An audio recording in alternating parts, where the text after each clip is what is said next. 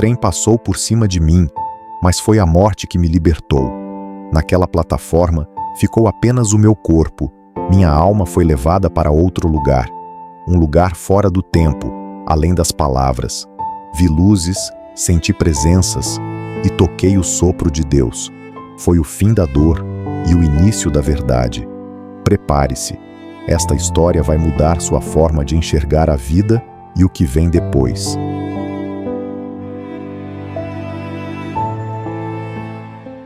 A história que você está prestes a ouvir não é apenas um relato de sobrevivência. É um testemunho profundo de transformação espiritual após encarar a morte de frente. David Ditchfield era um homem comum, até o dia em que um simples gesto de despedida na estação de trem virou o início de uma jornada sobrenatural. Depois de ser arrastado por um trem em alta velocidade e jogado sob suas rodas, David não apenas sobreviveu contra todas as probabilidades, mas foi levado a uma dimensão de cura, luz e revelações que mudaram para sempre sua percepção sobre a vida, o tempo e o propósito da alma.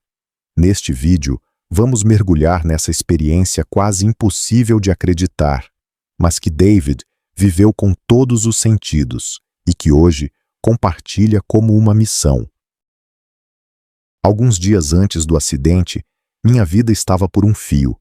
Eu estava completamente perdido, sem dinheiro, sem rumo, sem propósito. Dormia mal, comia pouco, e dentro de mim havia um peso constante, arrependimentos do passado e o medo sufocante de um futuro sem sentido. O curioso é que mesmo nesse estado, eu ainda tentava fazer o melhor pelos outros. Naquela manhã nublada em Cambridge, fui acompanhar uma amiga na estação ferroviária. Era uma despedida simples, sem promessas ou grandes palavras, apenas um gesto de carinho antes de ela pegar o trem. Eu a ajudei com as malas, dei um abraço, um beijo na bochecha, e então tudo mudou.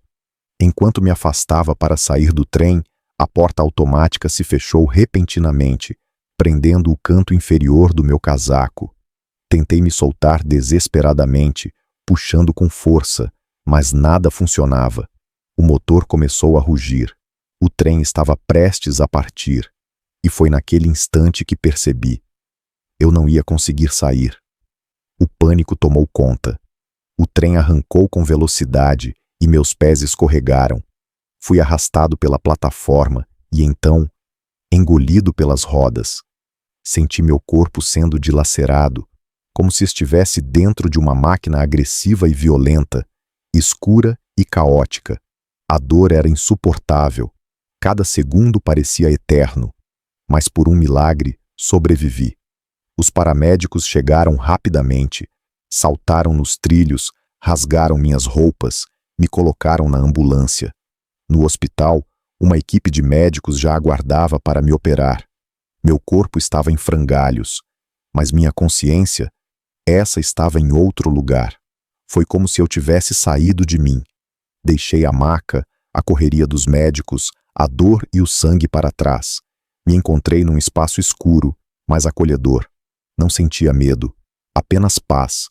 Ao meu redor surgiram esferas de luz, vermelhas, douradas, verdes, âmbar, pulsavam lentamente, como se respirassem comigo. Entendi ali que eu tinha morrido, mas ao contrário do que pensei que sentiria, não havia desespero. Eu me sentia protegido. Olhei para meu corpo, sabia que meu braço esquerdo tinha sido despedaçado pelas rodas do trem, mas para minha surpresa, ele estava perfeito. Não havia um arranhão sequer. Meu corpo estava inteiro, sem dor, sem ferimentos. Já não estava deitado numa maca, mas sim sobre uma pedra de granito enorme, como um altar medieval. Eu estava nu, mas coberto por um tecido azul sedoso, suave ao toque. Me senti seguro. Fechei os olhos e mergulhei naquela energia de cura. Quando abri os olhos novamente, 3 feixes de luz branca surgiram no céu escuro. Eram tão intensos que seria impossível olhá-los com olhos humanos, mas ali, naquele estado, eu não conseguia desviar o olhar. A luz me atravessava por completo. Cada célula do meu ser parecia vibrar, se recompor, se curar. Fechei os olhos outra vez, absorvendo tudo aquilo. Então, senti alguém se aproximando. Abri os olhos e vi uma figura andrógina aos meus pés. Usava uma camiseta preta simples, o cabelo branco louro, a pele emanava luz.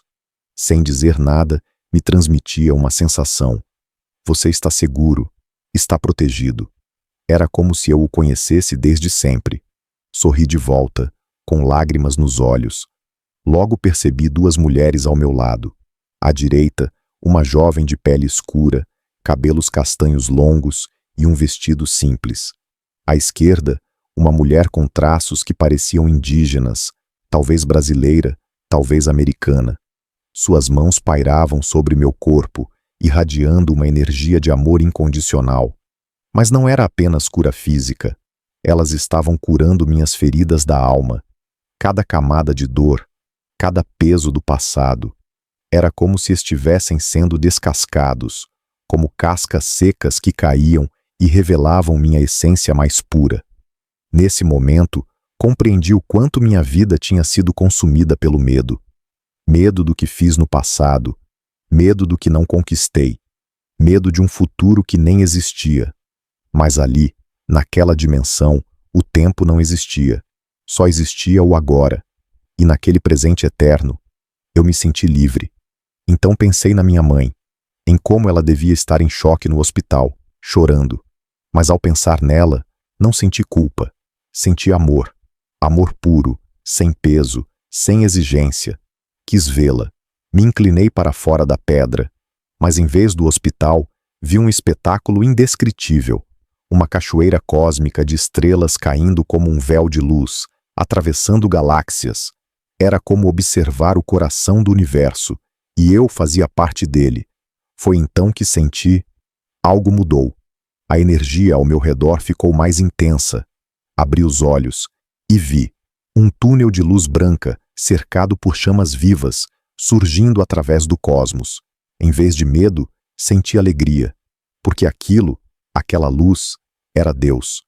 Não o Deus dos livros, não o velho com barba do teto da Capela Sistina.